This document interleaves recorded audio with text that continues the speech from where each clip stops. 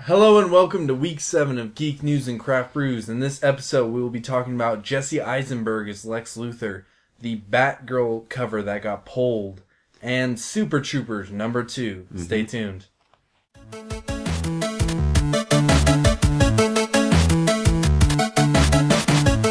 Hello and welcome once again to Geek News and Craft Brews, our weekly dive into all things geek culture that matter to us this week.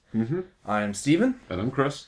And of course, we are joined by the only thing more popular than The Walking Dead, and that's alcohol. Alcohol, yeah. Chris, what are you drinking this week? So I'm going with Ballast Point. I'm becoming a real big fan of Ballast Point lately. They're out of San Diego, and this is their Fathom IPL, which is an IPA-style lager. I haven't had it before, so I'll let you know what it's about. How about you? What are you drinking? Alright, from Breckenridge Brewery, once again, I have the Avalanche Amber this week. I really liked the Vanilla Porter Breckenridge I had last week that Breckenridge put out, so I thought I'd go with them again for a nice little amber. All right, so, cheers. Hey, if you're in a safe place and of age, crack open one of your own. Get ready for another podcast. If you want more information on any of the beers we have in this podcast or any of our podcasts, you should check out our Facebook page. That's at Geek News and Craft Brews, all spelled out on Facebook. And we have beer profiles there. It has all the information you could possibly need on where to find these beers and who makes them, and also our thoughts about how they were. Man, my initial thoughts on this Ballast Point is really good. Same here. Yeah. I was surprised. I stumbled over my words because I was so impressed about it. You know, I'm starting to find that beer breweries, craft breweries, are kind of almost like game or comic publishers, where you have to find the publisher that understands your taste and what you like and just stick with it. Same with the craft. Like, Odell has never let me down. Ballast Point so far hasn't let me down. Breckenridge is another one, hasn't let me down. Yeah, just like Image Comics. Just like, yes, and there's going to be those Avatar press out there where they try to be really hard and they go super hoppy IPAs or whatever. Oh yeah. And if that's for you, cool. Shock More power to you, but... Oh, yeah. I had a craft once that was called Ghostface Killer. It was some sort of pepper beer, and it was like drinking mace. It was terrible. It was so bad. I think it would only really be used for, of course, the novelty or something like horrible initiation for like a frat or something like that. You know, like maybe you can use it to like clean tables or something. Oh, yeah. Oh, yeah. I mean, you could use it to heat up chili. You know, it was hot. Ghostface Killer, real brutally hot. All right, so let's jump into it. Like I said in the intro, the first thing we wanted to talk about is we got our first look at Jesse Eisenberg as Lex Luthor this week with the shaved head and everything. Yeah. What'd you think of it? I thought he looked pretty good, pretty dark, you know. I think Jesse is going to be a really good choice for the Lex Luthor, for the brooding, because we have to understand who Lex Luthor is as a character, right? He's essentially rightfully egotistical. Yes. You know, because he's probably one of the smartest people on the planet. I mean, definitely one of the smartest people on the planet, really. Financial genius, just genius all around, genius inventor. He's probably at like Olympian athlete level shape, and most versions of Lex Luthor, he's about at the pinnacle of humanity. Yes. And it's interesting that he's a bad guy because in this whole Superman mythology, most of the time he's a bad guy because he's pissed off that some alien came down and is better than him. Is better than him. Yeah, it's like an ego issue. And Jesse Eisenberg played the I forget. I the believe name you're of the movie. going for Mark Zuckerberg. Mark Zuckerberg in The Social Network. That's the name. Which is the point I was going to go for, because he's played this character before. Exactly. Maybe not the athlete, and maybe he needs to get a bit more kind of intense with it, but it's pretty close to the character he played in Mark Zuckerberg, with the fierce intelligence and the just disconnect from the world where he doesn't care what anyone thinks. He knows who he is, he knows exactly what he wants to be, and nothing's going to stop him from getting there. It's a classic story of it's lonely on top. Yes. You know, and that's just it. I mean, a Lex Luthor, it's hard for him to relate to anybody. So, of course, he's going to be looked at as a bad guy. You know, very similar to that Ozymandias character in Watchmen, who also ended up kind of being the bad guy. What do you mean, kinda? The world got better as a result. Right? Yeah. I mean, you're talking about characters who understand that, and I wish more people read Invincible. I wish Invincible was as popular as The Walking Dead. It's the same author, right? Same author. And the same stuff happens in Invincible a couple times. This theme is repeated. And it's essentially, and it's the same thing in like Red Sun and stuff like that. It's and Injustice, but it's Superman taking on that role. Yeah. And it's essentially the role of like, if you're capable, and if you're smart enough, and your goal is to make your home planet, a better place, you may understand that that might require some sacrifices and definitely shaking up the system in order to do that. Yes, it's the argument of the ends justify the means. And exactly. With these super-powered beings, the means are intense. Oh, in most of these cases. Yeah, they're very intense. But, I mean, they rightfully take a perspective on the way things are currently done in society and shines a microscope, essentially, on everything that's really fucked up. And if you could do it, and I mean, if I had those means and I was some sort of super genius, I can't think that I wouldn't try and make the world a better place, even if I knew it might especially disrupt a lot of people who are currently in power. And you might be looked at in the short term essentially as a really bad guy. Mm-hmm. You know, I'm sure George Washington and those folks were looked at as huge criminals in some places of the world for a long time. Oh, entirely, yes. You know, so it's a matter of perspective for a lot of it. But if the ends do justify the means, and if the world does become a better place as a result of their actions, then you can't really call them a bad guy or an evil character. Or at least entirely. Entirely, yeah. And there's plenty of examples in both Lex Luthor and Ozymandias was a good example. Where it worked out. It worked out, yeah. Several versions of Superman taking the same route where works out. Injustice, I guess you can say works out until the video game starts and people say this is not freedom. It's the Captain America 2 had kind of the same philosophy with S.H.I.E.L.D. making those giant helicarriers that would go up and eliminate all these threats before they even happened. Yeah. And Cap comes back and says, this isn't freedom, this is fear. And to some, fear would be a small price to pay to rid the world of all these horrible things that happen. And oh, yeah. Well, it would be brutal. I mean, yeah, it'd be like a surgery on the world. On cult, and it takes time to recover from surgery. Yeah. It hurts. It sucks at the time, but it might make you live longer as a result. Yeah.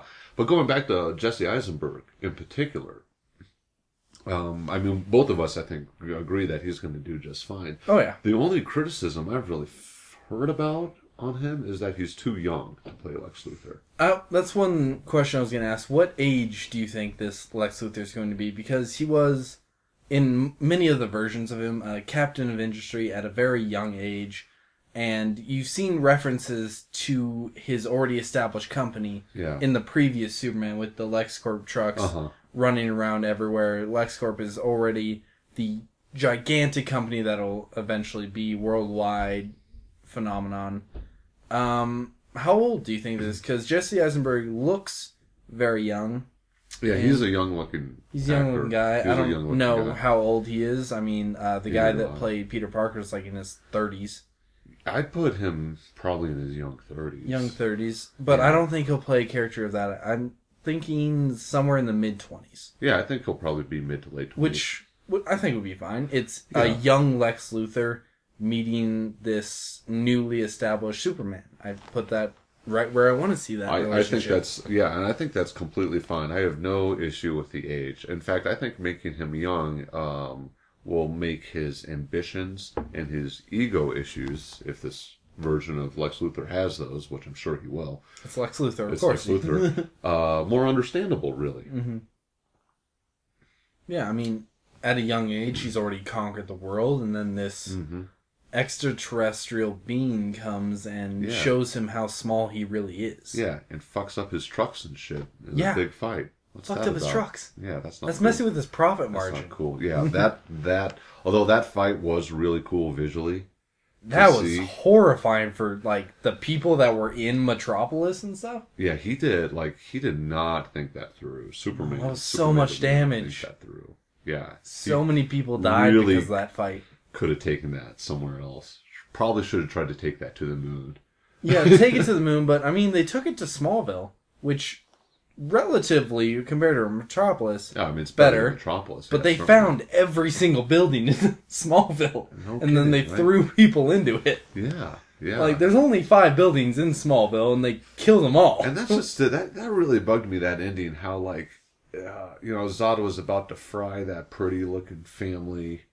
The American nuclear family there, huddled in the corner of the train station or whatever. He's about to fry with his I-beams, right? Yeah. And Superman's not going to tolerate that, so he, doesn't want to break his code of killing someone, but Zod's about to murder these people, so he has to take down Zod and like snap his neck or something, right?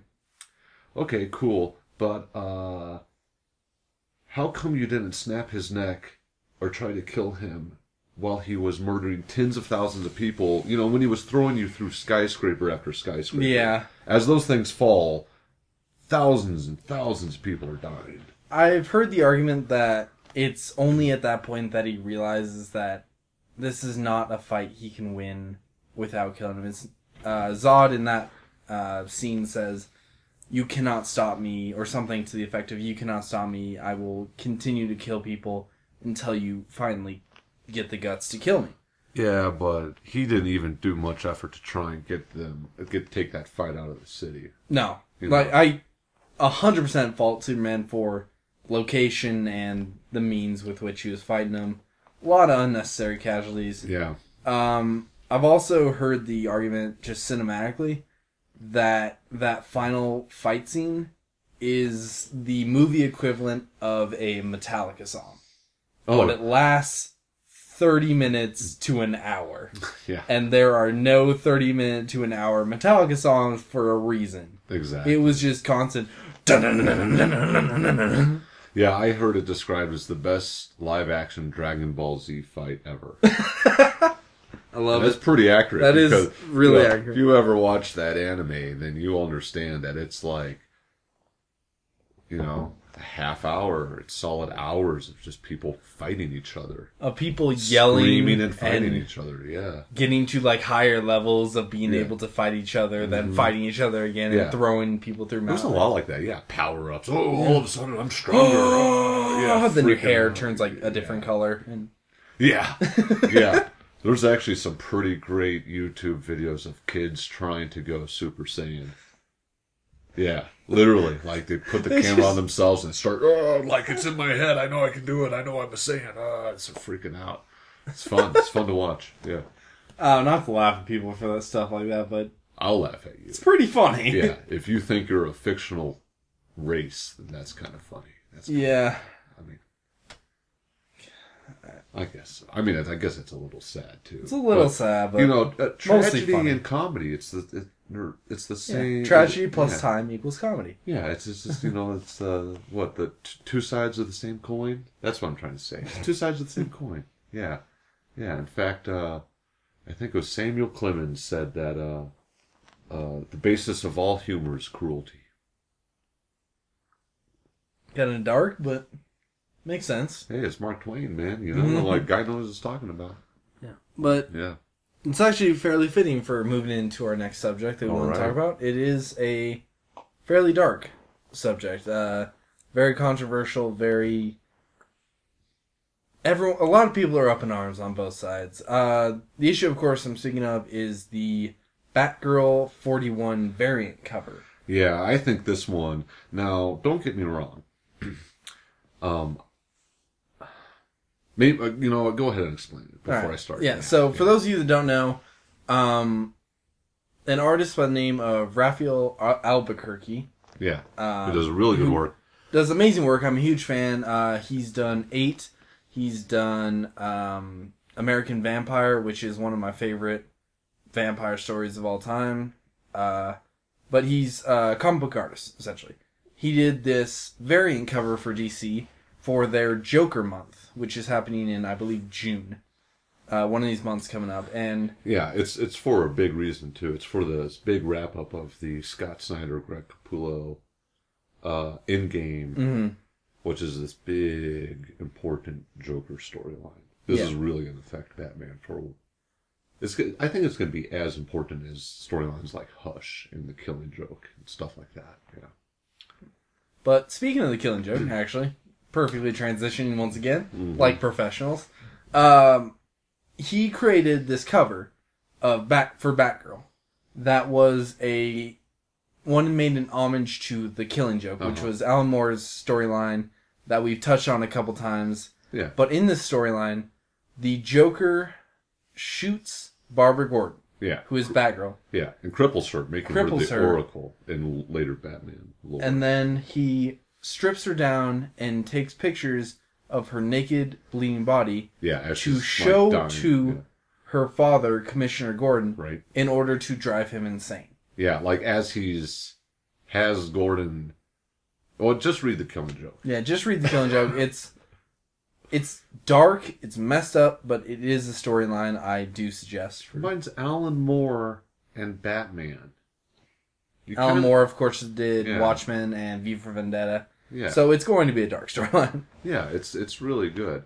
And it was this cover, back to the cover. It got a lot of flack. In fact, so much that DC pulled it. Yes, DC pulled it, and the cover was the Joker behind Batgirl holding like a finger gun to her head and having like an actual gun over her other shoulder. And she is paralyzed in fear.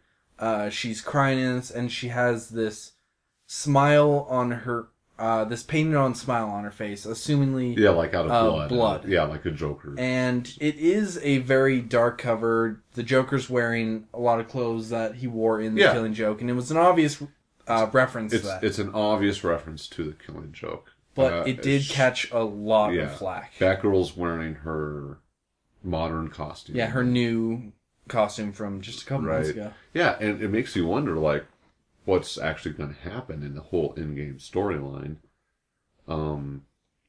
So this was honest. I think this was a variant cover too. This wasn't the normal. Yeah, the cover. Joker month covers, they would be released with their standard covers. Yeah, and also there would be a Joker month cover that was released with. Yeah, so my initial reaction to this was like everyone who was given this a lot of flack, and they had good arguments saying that it's not cool to show women victimized in this type of sense, or helpless, or whatever. Mm-hmm.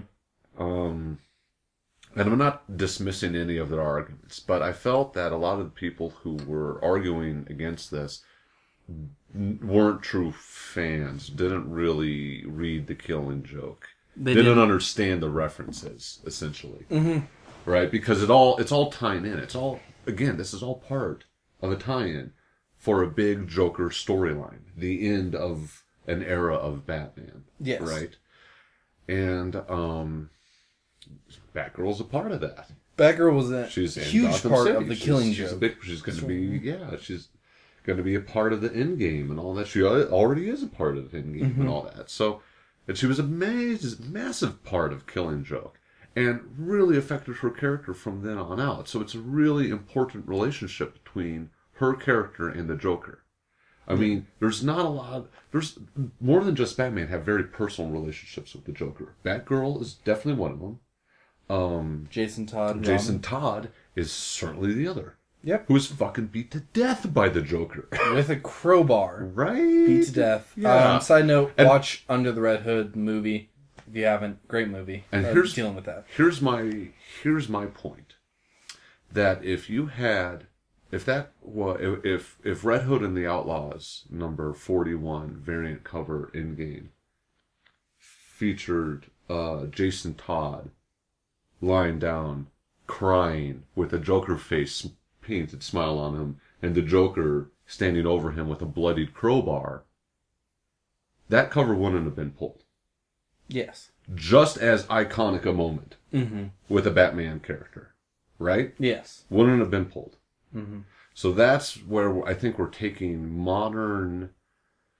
And here's another thing. I also don't think that this Batgirl cover would have been pulled if 50 Shades of Grey didn't come out recently, which garnered all sorts of flack towards the whole victimization and bounding of women and all that kind of stuff, right? Okay. Really sort of launched that into the public attention, and has been something that has very minor but still kind of, has a little bit of those themes to it. Yeah. Being announced within pop culture, I think there's still a lot of recent fervor and feedback for that. You know, I think if this cover, I think it's just weird timing, honestly. And I'll be the first to say, DC's done some really fucked up and stupid shit when it comes to women, especially in comics. Oh, 100%. But I really don't think that this variant covers one of them.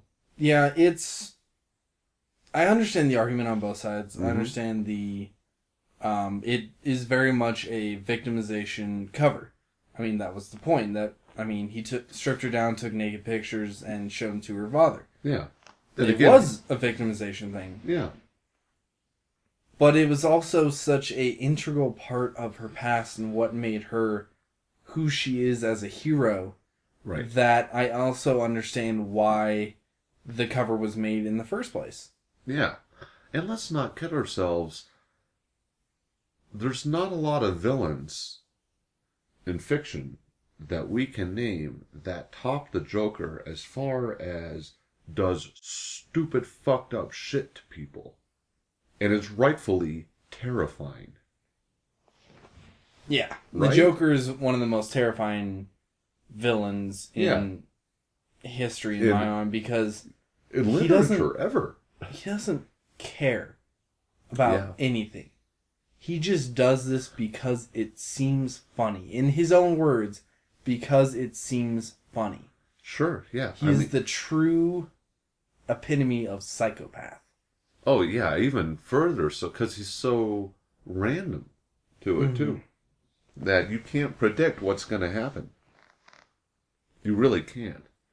You just know that whatever the result, it's probably going to end up incredibly terrible for you. Yeah, and I think the Joker storylines that I found the most disturbing and terrifying are the ones where he deals directly with Batman. And I've said this before, but I'll say it again. The Death of the Family story arc from Scott Snyder is one of those just terrifying Joker stories. Oh, yeah. Because his rationale behind all these things he does is he kidnaps the entire Bat family, all the Nightwing, Red Hood, Batgirl, all of them, and essentially threatens to kill them and gives them Joker talks and all this kind of stuff. But the rationale behind why he did this is because all these people are making you human, Batman. All these people are taking you away from the symbol that you set out to be. Yeah. And you being a symbol has made me want to be your antagonist, and it's made me want to be your symbol, so we can be this everlasting combat entities that cannot die, and I want to do this because I love you, and I want to be with you and have this fight forever. That's That's absolutely terrifying. Yeah, it's like the worst stalker you could possibly have. Gives me shivers. That's just it. Yeah. Yeah, so, and let's not kid ourselves. Batgirl, she's a grown-up girl. She's a vigilante. She faces danger and gets, she gets into fights every night. And she often gets her ass kicked. Mm-hmm. It happens. So to pick one particular cover out of this, it's pretty silly. I'm not sure how that fever started, but there's a lot of other. I honestly thought that cover was pretty tame because I've seen all sorts of variants throughout, in my day, or just comic book covers in general, both Marvel and DC, that had stuff that was I thought would be far more offensive. Mm-hmm. You know, I'm not going to go down that path right now, but it's so yeah. I really think there's just kind of bad timing on part of that. I would give DC a pass on this one. Yeah, and I mean, like I said, I can see both sides of the argument. What is not cool and what is 100% fucked up is the threats of violence that came around this. Not to the artist, but to people opposing the cover. That's just a bunch of just, you know, random anonymous jerks on the internet. You know, here's the thing. It's cool that the internet gives you a voice. It gives everybody a voice, really. But if you're going to use that power to be just a shithead, then why even bother? You know? Just why would you even want that to be part of your personal history, part of your story? Really? You were the shithead that threatened violence against a complete stranger, a threat that you could in no way actually do. It's the fucking internet. So you already know that you're full of shit. You're just some fucking troll. I don't know. They're probably. I was going to use the term Westaboo. Have you heard of the term Westaboo yet? I have not heard of the term Westaboo. I just heard the term Westaboo this week. What do you think a Westaboo is? Westaboo. Pop quiz. What's a Westaboo? Is it Westaboo or Westaboo? Westaboo. Westaboo. Yeah. That didn't help at all. I don't know why I asked that clarifying question. So do you know what a weeaboo is? I do not know. What is a weeaboo? I recently learned a weeaboo. This guy, I guess, goes back to making fun of people, right? So, okay. So you know those kind of like overweight kids that are really into anime, and they buy all the like the little statues with the anime girls in their school dresses, and they have body pillows, and they like to dress up with cat ears and shit like that, and they just fucking absorb that culture, want to do that. Typically pretty out of shape, pretty super geeky, really into this very niche anime thing, right? Okay, yeah. Westaboo. I'm sorry, no, that's a weeaboo. That's a weeaboo? That's a weeaboo. And what's a Westaboo? A Westaboo. Is it like a Western version of that? Is a Western version of that. And I guess the whole thing with the weeaboo is that that they think that like if it comes from Japan, as far as entertainment's concerned, it's top notch. It's better. It's automatically better. So they automatically have a prejudice. Which I'm starting to believe, and you will too if you watch the bonus video, because we're going to listen to some baby metal, and it's going to be awesome. And and I'm a big fan of some stuff from Japan. I'm a huge fan of a lot of stuff from Japan because they come up with some fucking amazing stories. And you gotta admit, their anime is fucking badass. A lot of it's really badass. A whole lot of it's fucking weird and strange, and I don't watch. Yeah. Okay? But there are shows that I do, you know? Yeah. Knights of Sidonia is on Netflix. I thought that was really cool. Yeah. Really? Yes, Darker Than Black is an anime that I like. Okay, yeah. Deals with people that have superpowers, but in order to use these powers, they have to like pay a price. Like one of them, he has to like break his fingers. Whoa! In order to use his powers and stuff. Oh, okay, yeah. Like one has to like smoke a carton of cigarettes every time. Holy shit! Like it's really interesting because there are these people with powers that can like fuck everyone up, but they really don't want to because they don't want to pay this price. Yeah, because of sacrifice. Like this interesting dynamic. Okay. I suggest. Yeah. Japan's full of crazy fucking stories like that. Westaboo is... Westaboo is the alternate version where it's like the super nerd here who believes, you know, that anything American pop culture, comic, nerdy stuff is vastly superior to any other form of entertainment. You know, they're the ones that are going to come in to the comic book shop and talk to you for 5 hours about the intricacies of the Green Lantern Corps or something like that. You know, like and I know Westaboos. You know, I've seen plenty of Westaboos. So it made me laugh because it just used to mean nerd.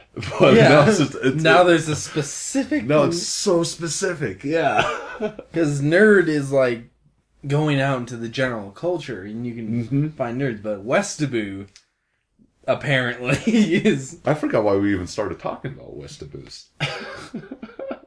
Some reason, I don't know. Yeah, it was something to do with that. Somehow we got from Batgirl to... Batgirl to Westaboos. We'll have to watch the video to figure out why we even started talking about Westaboos, the super nerds. I'm trying to... Oh, no, because these are the kids that are hating on the comments, right? The Westaboos are? That's what I think. I think there was these super sheltered kids, right? Who's... Like, and okay, I kind of get gotta what understand this. This is this person's reality, okay? Maybe they go to school. I get what you're saying. Yeah, but that time in school and maybe the commute to and from school is, and I say school because most of these people probably are not working adults. Yeah. You know, probably not exposed to reality too much. You know, when they're, and that's what I'm saying, is like outside of their requirements to be a part of reality, they spend their whole rest of their time involved in fiction.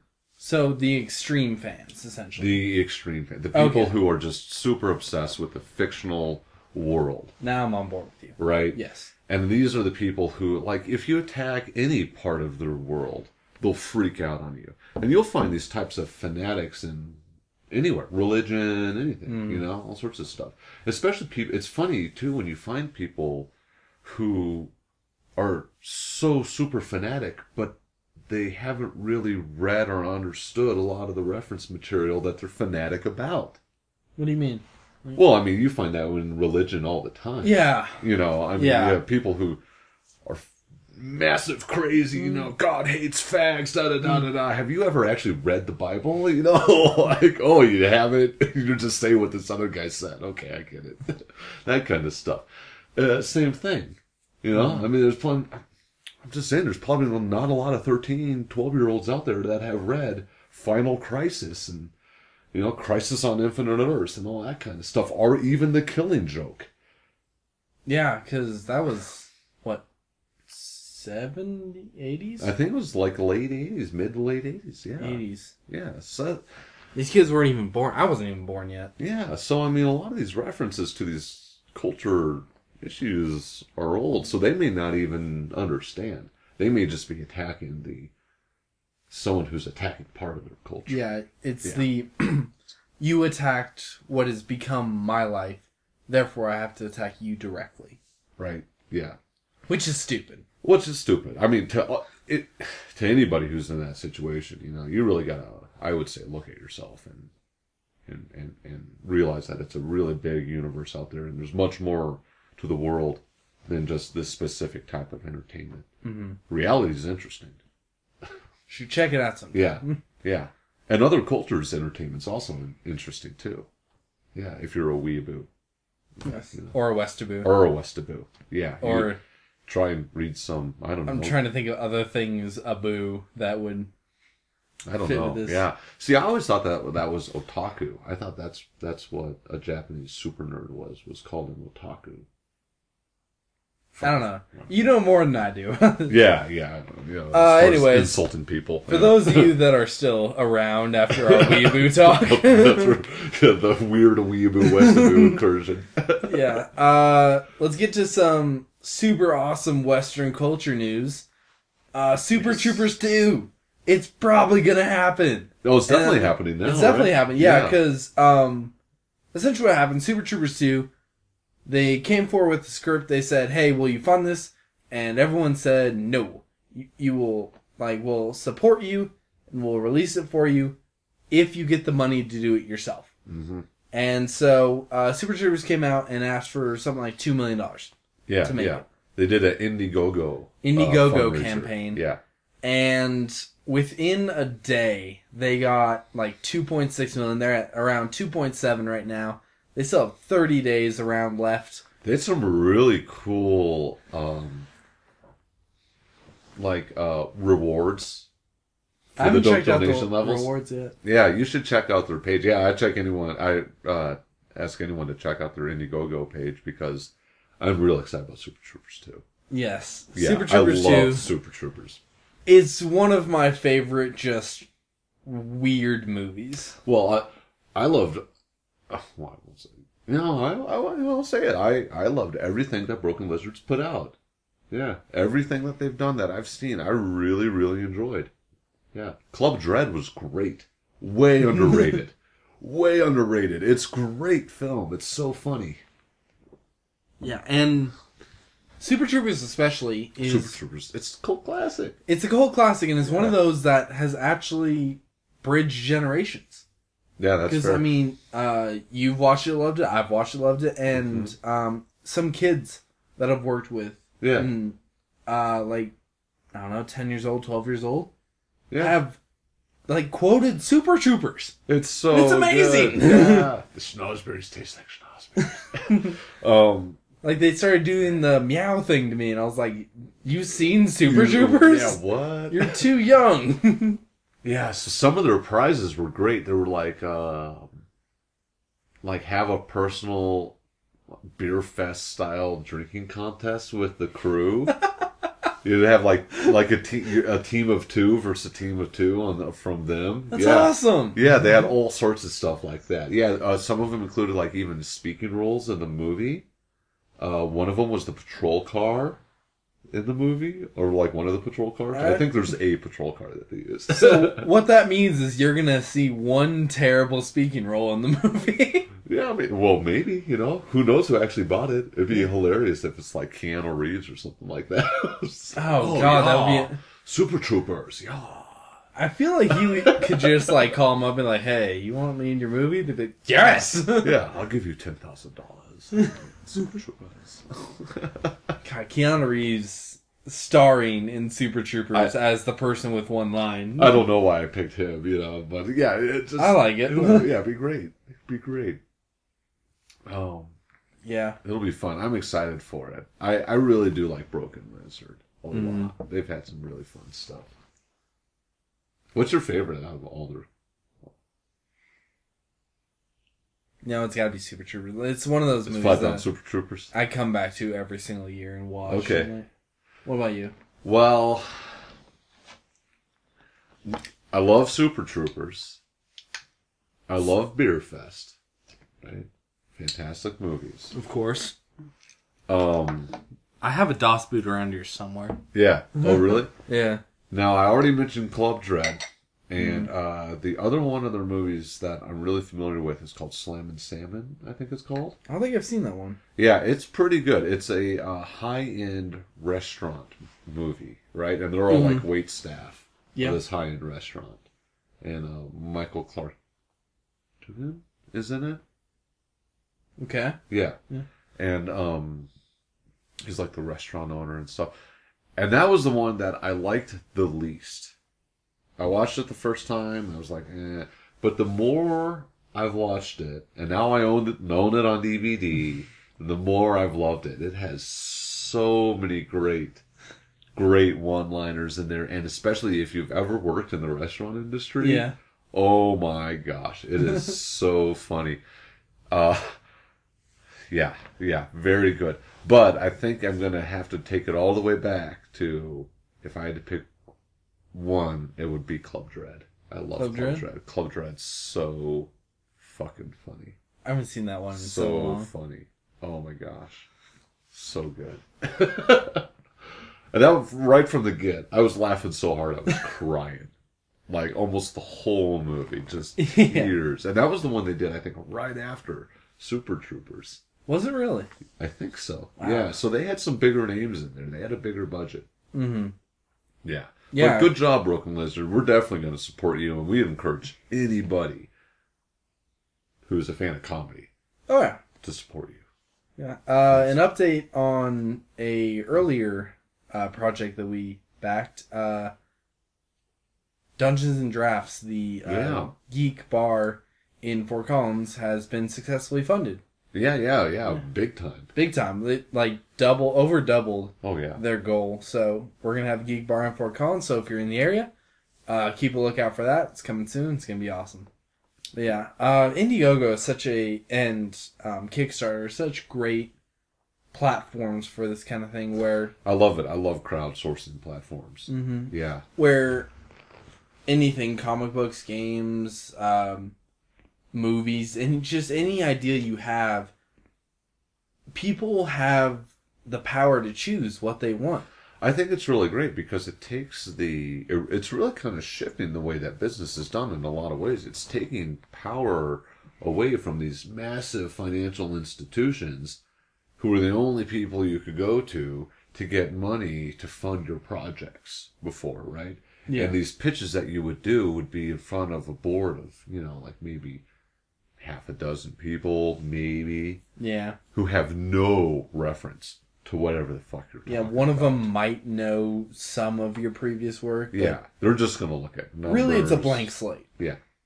And especially for things that are artistic in nature, which is what Indiegogo and what Kickstarter initially was. Kickstarter's kind of evolved. I think Kickstarter still has a lot of rules where it has to be some sort of fairly creative endeavor. Like, you can't... I don't think, Pepsi could do a Kickstarter. Oh, yeah. There's probably some rules against I don't know. big companies or something, yeah. but... At any rate, I think it's great. And, I mean, you could look at it, historically, Obama's initial campaign, President Obama, essentially crowdsourced. Yeah. It really was. Yeah, I mean, so crowdsourcing can...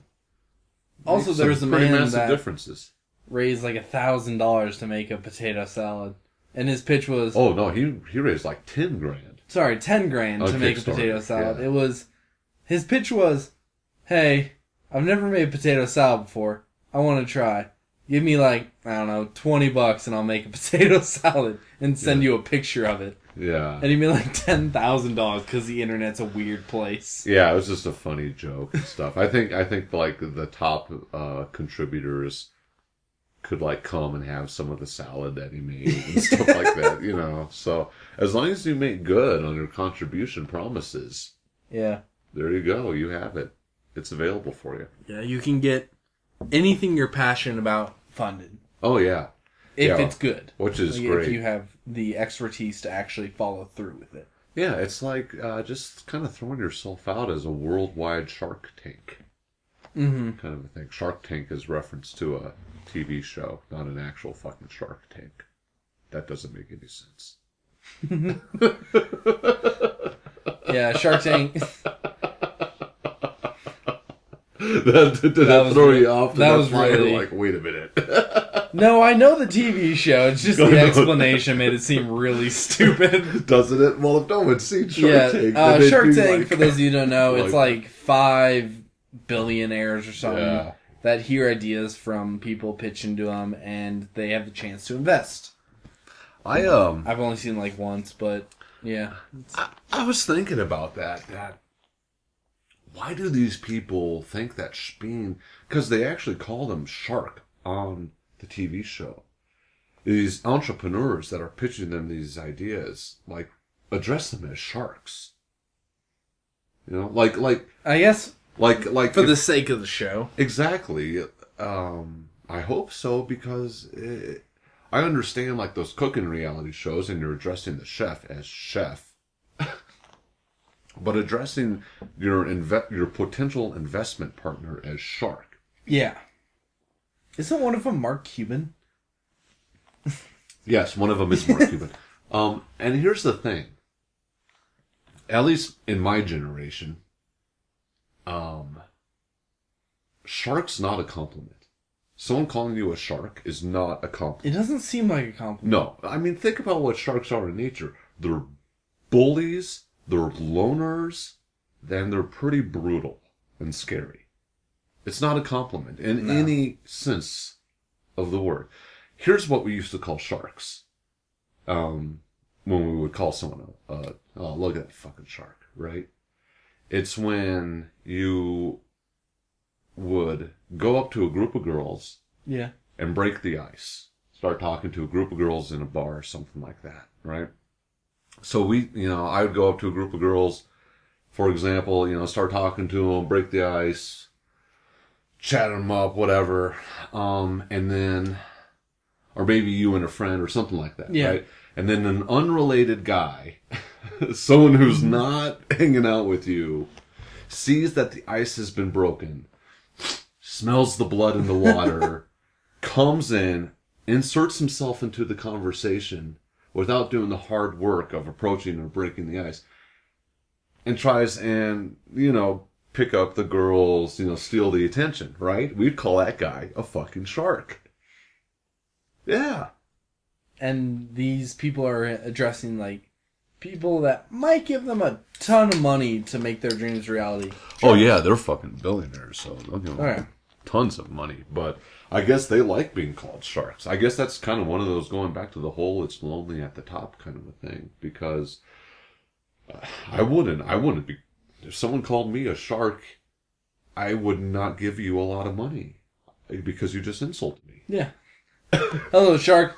Fuck you. Get out. Mm-hmm. I guess it just must be some sort of weird part of the whole worship of capitalism, really. Because it's called Shark Tank. Mm-hmm.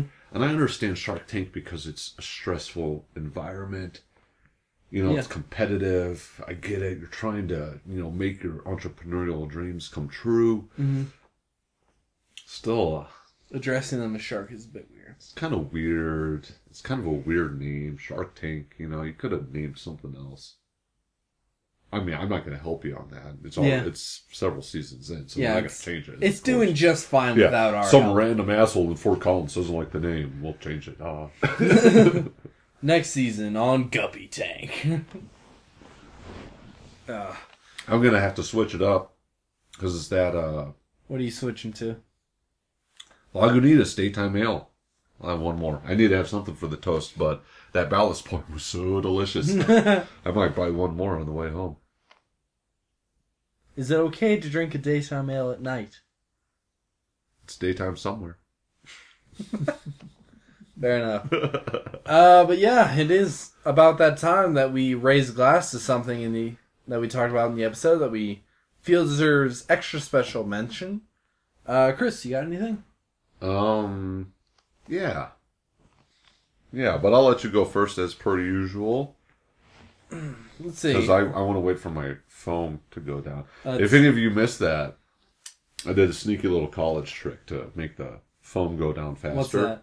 You get a little bit of oil off your skin, like your nose or your cheek or something like that, and use that through the foam. And once that oil comes in contact with all, the bubbles and everything, it breaks them apart much faster. All right, pro tips. Pro tips. Pro drinking tips. Yeah. All right. I'm going to not raise a glass to something that I feel deserves more recognition or praise or something. I'm going to raise a glass in unison with everyone out there and say, fuck internet trolls. Oh, okay. Fuck internet trolls. Yes. Yes, Fair I enough. say it in unison with all you out there in hopes that this is a dying race. Yeah. No shit. Mm-hmm. Yeah. I mean, and I'd like to just say one last thing about that, and just super basic, really, the wonderful, amazing, revolutionary technology that is the communication network that we have today. Just put out positive messages, It's just like Mama told me, if you don't have something nice to say, just don't say anything. I know I don't stand by that all the time, but, there's no reason to make fun or especially threaten people. At the same time, you don't spit vile hate out there. Well, especially encouraging stuff like violence and all that. I mean, poking fun at somebody, that's one thing. Threatening somebody is a completely different matter. Yeah, that's not cool. I'd like to raise a glass to it being lonely at the top. Because honestly, all those people, and I will never understand, and no one really ever will, those people with like the 200 IQs, the real life Lex Luthors out there, it sucks. You know? And it probably is actually kind of sucks for a lot of these super nerds that we were talking about earlier, the Westaboos and the Weeaboos. I mean, I'm sure a lot of you are diving into fantasy because reality is kind of boring and annoying. But, you know, that's only because you're young. Once you get some money, get a job, reality can become pretty fucking awesome once you're able to travel and do whatever the fuck you feel like. So, to all of you who are lonely at the top, you're still loved. Yeah, and we appreciate what you do.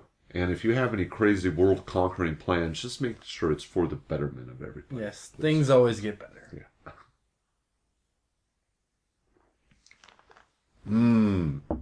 Oh, Lagunitas is another one I need to add to never disappoint. So good. So good. Oh, this Avalanche is still amazing. I'm about 2.5 beers in. It's still... I'm going to get this again. It's guaranteed. This I love is a Ambers. great Ambers were my first love in beers. My first love. Yeah. And I'm a little embarrassed to say that it was actually Jesus. Was it Killian's was my first amber I ever had?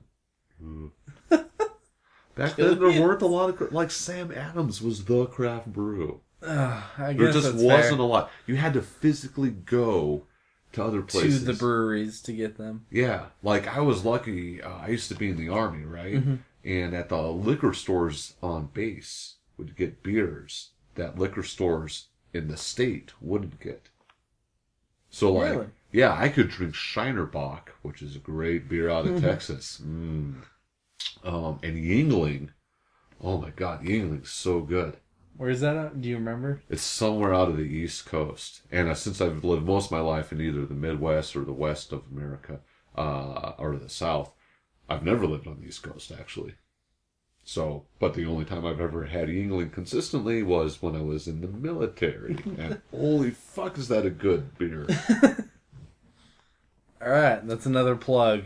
I swear we're not getting paid for any of this. I wish we were, but we're not. No, we're not getting paid for any of this. No. Maybe we should tell these beer people that we're actually drinking the shit out of their beer and plugging it. Yes. Yeah.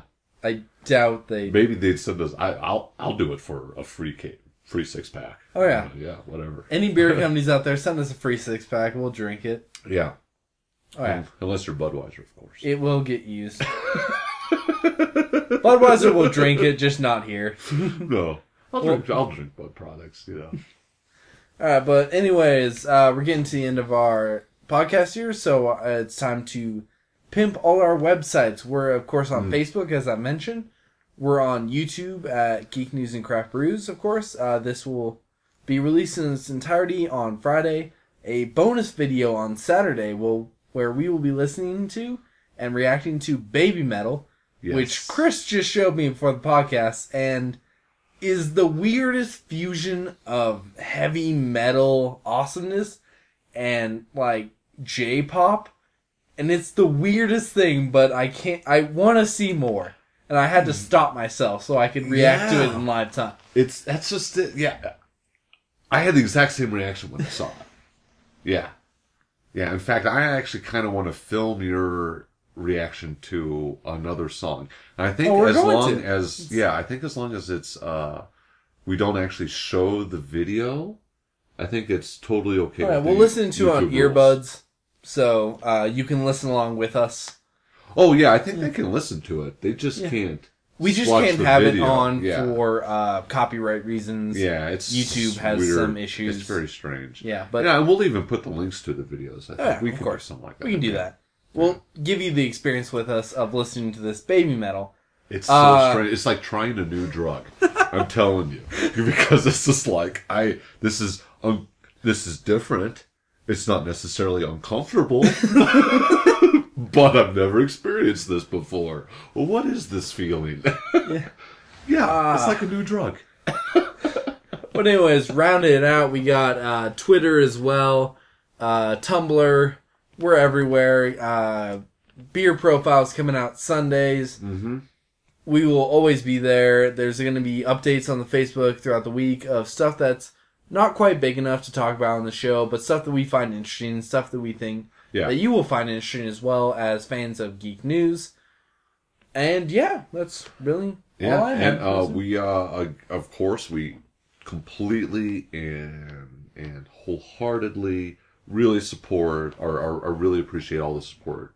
Mm-hmm. Yes, so thank you for all your likes and all your shares and everything. Yes, of course, if you like anything you're seeing here, video, post on Facebook, any of the pictures, anything you like, please share it to your friends.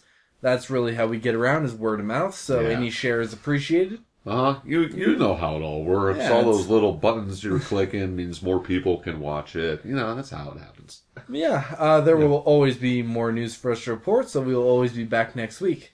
Until then, cheers. Cheers, y'all.